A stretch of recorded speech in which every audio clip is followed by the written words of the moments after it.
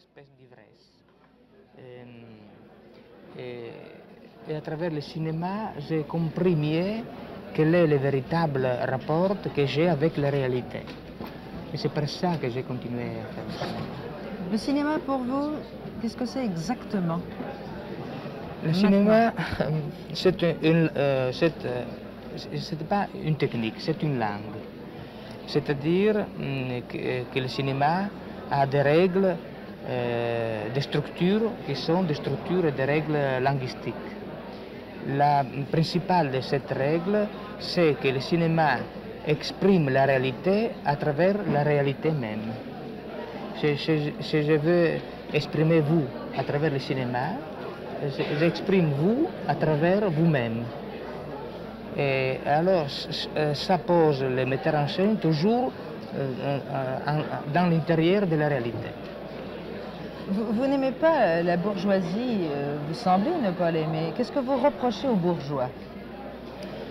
Vous savez, il y a une forme d'haine, on dit, oui, haine oui.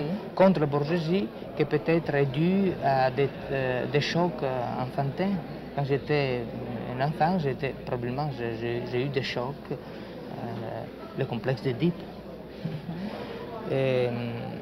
Mais après, cette haine instinctive, naïve, est devenue idéologique à travers le marxisme. Et alors, je peux dire que je lutte contre l'esprit bourgeois, contre le capitalisme. C'est une lutte politique et idéologique, mais surtout psychologique. Vous luttez contre la bourgeoisie, mais pas seulement en Italie, c'est la bourgeoisie en général. Non, c'est le capitalisme, c'est-à-dire la bourgeoisie en général. Mais en Italie, comment vous êtes accepté? Vous avez eu pas mal d'ennuis en Italie quand même. J'ai beaucoup de procès.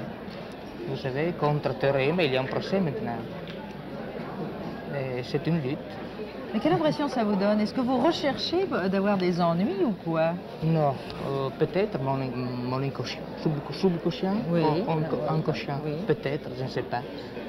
Mais je sais que je lutte, et quand on lutte, c'est naturel qu'il y a aussi des persécutions, comment on dit, des échecs, etc. Oui. Les films, vous avez naturellement, les critiques ne doivent pas beaucoup vous intéresser. Quand vous lisez une critique d'un film, ça vous Non, intéresse je pas lis jamais les critiques parce que c'est toujours... je lis seulement les critiques sérieuses, les critiques véritables, pas les critiques des journaux, etc. Ça ne vous influence pas? Oui, quelquefois, oui? Il y a des critiques intelligentes, qui disent des choses que je comprends, et ça modifie ma idée sur moi-même, sur ma œuvre.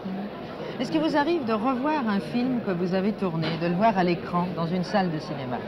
Quelquefois, je suis très ému, et quelquefois, je suis dégoûté. Vous vous retrouvez dans vos films?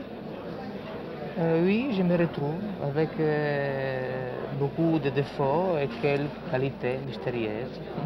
Votre prochain film, quel sera-t-il? Il s'appelle Porcherie. Oui. Et il y a dans le film deux histoires qui sont alternées, mêlées, et qui ont une coïncidence. C'est l'histoire d'un cannibale, d'un jeune homme qui devient cannibale, et l'histoire du jeune homme qui aimait le porc. Mais tout ça, c'est métaphorique. Le porc représente le père et la mère, c'est-à-dire l'autorité, la bourgeoisie autoritaire. Et à la fin, le porc dévore les garçons. Est-ce qu'on va retrouver l'écrivain? Un jour, vous semblez abandonner ça, être le cinéaste, mais l'écrivain? Non, j'écris encore, naturellement. Pas beaucoup. Non, j'écris beaucoup. J'écris... naturellement, en France, je ne suis pas traduit. C'est ça? Naturellement. Ici? Oui, on a traduit mon roman qui sont intraduisables. Et alors, mais j'écris beaucoup de poèmes et j'écris du théâtre dans les dernières années.